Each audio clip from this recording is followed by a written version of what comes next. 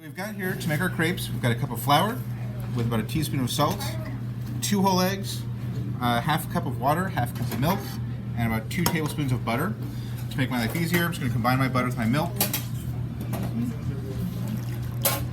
And in the same pot, I'm going to dump in my dries. There we go. Add in my eggs.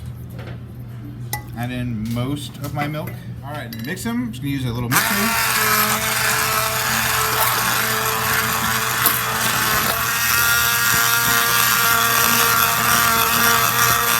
So looking for, it's kind of like a thin pancake batter, so it runs pretty quickly. I will normally let this rest for about 30 minutes, just so it kind of has a chance to relax before I start cooking. That's just so to cook them. I'm just going to wipe a little bit of butter, mostly for flavor, and then I'm going to pour in about 1.5 ounces or so.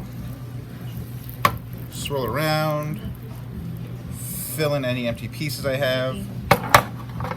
So it's a thin layer. And then we're going to look for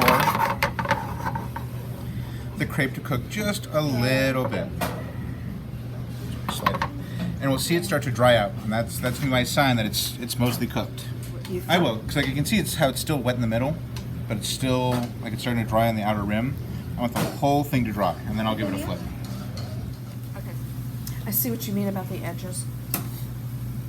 Oh yeah, will they dry out? Mm-hmm. I couldn't the first one either. What you're looking for to flip it is to make sure it can actually move around a bit. Nope.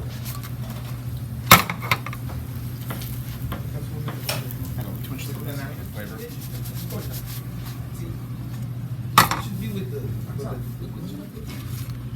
All right, and then to prevent sticking, just rub it with a bit of butter. It's delicious. Gives it a shine, and it'll prevent 2 crepes from sticking together as you stack them up. And that's the crepe.